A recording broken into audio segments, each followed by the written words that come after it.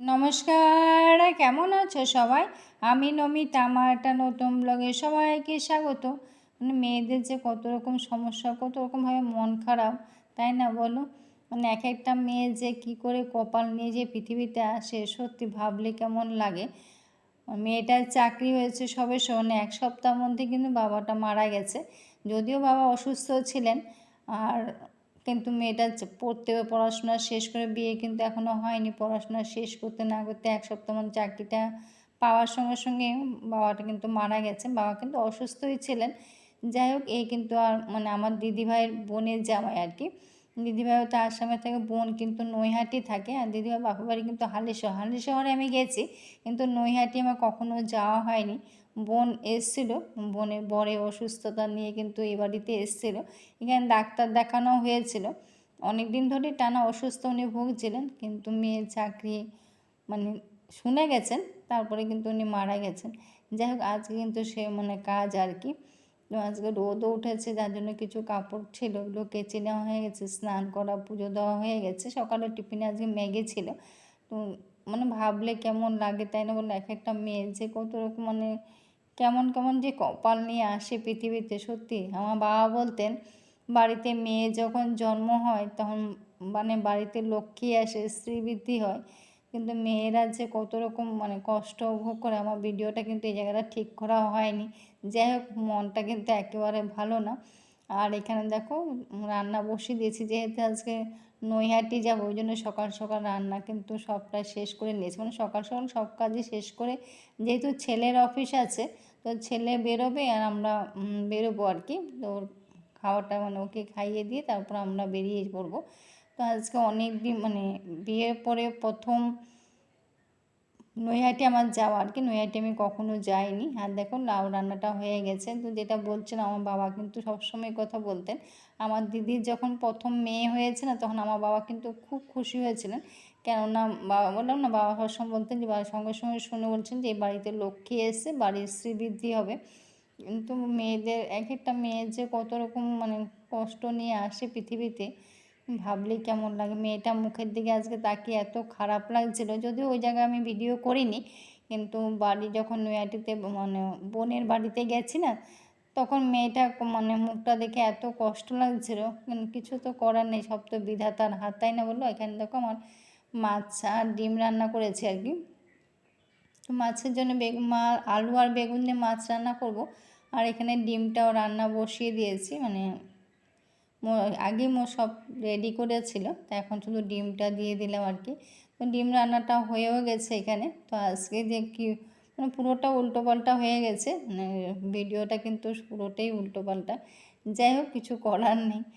সব সময় তো সব রকম দিন একরকম যায় না, সবার মধ্যে তো সমস্যা আছে, তাই না বলো? তো দেখো, এদিকে রান্না আমার হয়ে গেছে, আর এখানে ডিম যে কটা রান্না করা হয়েছে, বাকি ডিমের ট্রে আনা হয়েছিল, বাকিগুলো কিন্তু সবটা ধুয়ে নিয়েছি আর কি। ধুয়ে তো রাখতে হয়, সবাই আমরা ধুয়ে রাখি। তো ধুয়ে নিচ্ছি, সেটা ধুয়ে একেবারে একেবারে করে তো না হলে ফ্রিজে ঢুকাতে পারবো না, ওই জন্য একেবারে ধুয়ে নিচ্ছি আর কি। সেটাই করে নিলাম। তো আজকে যেহেতু নৈহাটি যাব, তো বিয়ের পরে, আজকে বিয়ে হয়ে 26 বছর পরে মা ডেকেছেন। এটা স্বপ্ন ভাবতে পারিনি যে আজকে মার সাথে দেখা করতে পারবো। এটা একটা বিশাল ভাগ্য বা বিশাল পাওনা। কিছু একদিকে দুঃখ হলো, আরেকদিকে একটু আনন্দ ছিল। কোথাও না কোথাও একটু আনন্দ ছিল যে মাকে গল্প শুনেছি, মোবাইলে দেখেছি, তো অনেক গল্প শুনেছি, মার গল্প শুনেছি মাকে দেখতে। আর সবচেয়ে বড় কথা কী জানো তো? দেখো, মাছ রান্নাটা হয়ে গেছে, আলু বেগুন দিয়ে করেছি, আর ডিমটা তো আগেই হয়ে গেছে। যাই হোক, আমরা বেরিয়ে পড়লাম। তো ছেলে বেরোতে বেরোতে কিন্তু আমরাও বেরিয়ে পড়েছি। তা বিশাল খুব রোদ কিন্তু। আর অনেক দিন পরে আজকে লোকাল ট্রেনে উঠেছি, অনেক বছর পর। তো অনেক বছর পর ঘর থেকেও বেরোলাম। যাই হোক, যেটা বলছিলাম যে, আর সবচেয়ে বড় কথা কি জানো তো?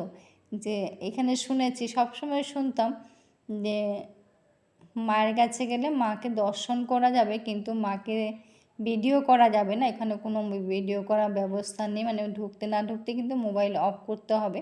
যদিও ওদের বাড়িতে আমরা গিয়ে দেখা করে এসেছি, কিন্তু ওদের বাড়িতে ওখানে আর ভিডিও করিনি।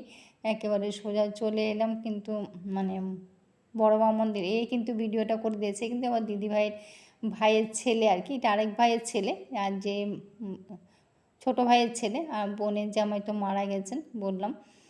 তো সবাই একসাথে হয়েছে আর কি। তো যাই হোক, দেখো এখানে বড় মা মন্দিরে চলে এলাম। তো ওই ভিডিওটা করেছে, ও বলছে আমাকে, ভিডিও তো তুমি দেখো এখানে লেখা আছে যে ধর্ম যার যার, বড় মা কিন্তু সবার। কি ভালো লাগলো মানে কথাটা পড়ে আর কি। তো ওই বলছে যে তুমি ভিতরে যেতে পারবে দর্শন, যদিও আমি পুজো দিইনি, দর্শন করেছি, কেন আমরা তো খেয়ে টেয়ে গেছি, ওই জন্য কিন্তু পুজো দিইনি। দাঁড়িয়ে প্রণাম করে এসে মাকে একটু, মানে এটা যে আমার বিশাল পাওনা, বড় মা লেখা আছে, এটা ভাবতেও পারিনি। সবচেয়ে বড় কথা কি জানো তো, যে গিয়ে মানে ভিডিও করতে পারবো সেটা কিন্তু ভাবতেই পারিনি। মানে ওই ছেলেটাই বলছে, ভাইয়ের ছেলেই বলছে ভিডিও কিন্তু করতে পারবে না, ভিডিও করা কিন্তু ভেতরে ঢুকতে না ঢুকতে কিন্তু বারণ করে দেবে, এটাই বারণ করা আছে, তুমি দরজা অবধি করতে পারবে, তারপর কিন্তু ওকে বলছি তুই কর। মানে ও তো যেহেতু লোকাল, বললাম তুই তো এখানে ছেলে, তুই কর, যখনই বলবে তখনই কেটে দিবি, অসুবিধা হবে না। তো সেই বলে ওকে মোবাইলটা দিয়েছি, ওকে বলেছি মানে জুম করে করতে, তো ওই মানে যাতে মাকে একটু দর্শন করা যায়, সবাইকে একটু মাকে দর্শন করাতে পারি সেই হিসাবে করিস, সেটাই ওকে বলেছিলাম। মানে ভিতরে ঢুকে দেখি যদিও প্রচুর প্রচুর লাইন, মানে অনেক দর্শনার্থী আছে। আজকে যে ভিডিও করতে দিচ্ছে সেটা কিন্তু কারোরই মানে মানে ছেলেটা তো জানা ছিলই না, আমার তো জানা ছিল যে ভিডিও করতে পারবোই না, মানে করা তো বারণই আছে। তা আজকে যে ভিডিও করা হচ্ছে, সবাই দেখো করছে, ভিডিও যে করা হচ্ছে সেটা কিন্তু মানে এটা একটা বিশাল পাওনা, মানে এটা ভাবতেও পারিনি। একটাই ভুল হয়েছে কি জানো তো, মানে সামনেও গিয়েও জুম করা হয়েছে, সামনে গিয়ে জুম না করলে হয়তো ভালো, যেহেতু জুম করলে তো একটু কাঁপে, কিন্তু আমরা সবাই জানি সামনে গিয়ে যদি জুমটা না করা হতো, তখন যদি ওকে বলে দিতাম মানে বাচ্চা ছেলেটাকে, তাহলে হয়তো ভালো করে সুন্দর করে দেখতে পেতে সবাই।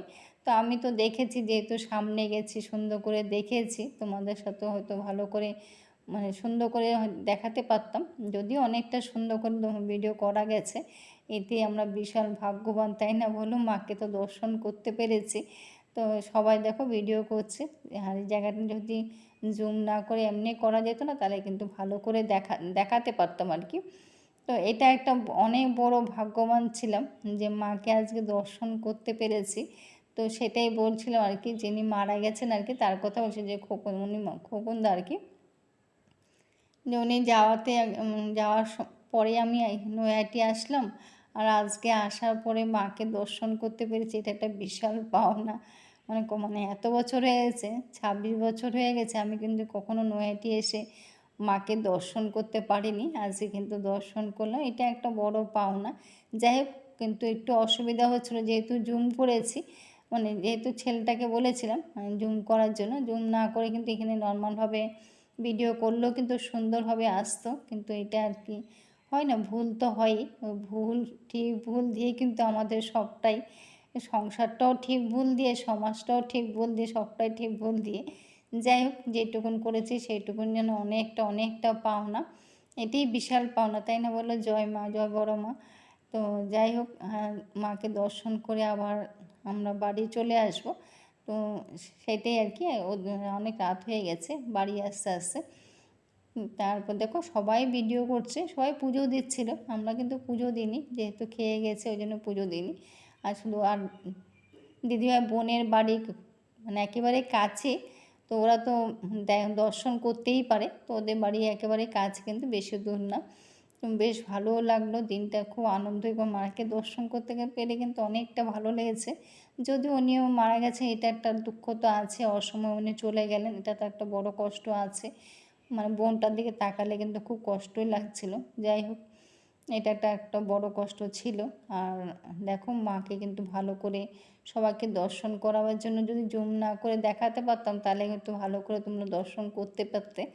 যেই মানে যেমনই হয়েছে, কিন্তু মা তো সবাই তো দর্শন করতে পেরেছে, তাই না বলো, এটা একটা বিশাল পাওনা।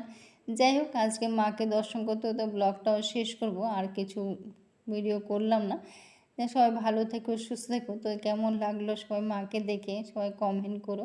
যদি কিছু একটা ভালো লেগে থাকে তো লাইক কমেন্ট, কত ভক্তরা এসছে দেখেছো। সবাই মুখে কিন্তু একটাই কথা যে আজকে যে ভিডিও করতে দিচ্ছে এটাই কিন্তু সবাই মুখে মুখে মানে বলছে। এখান থেকে কত সুন্দর করে অনেক ঠাকুরের ফটো আছে আর কি, তো একটু ছবি তুললাম আর একটু ভিডিও করলাম, তোমার সাথে শেয়ারও করলাম। আজকে এখানে দেখো পদ্মটা কি সুন্দর দেখতে, বিশাল সুন্দর না। যাই হোক, সব ভালো থেকো, সুস্থ থাকো।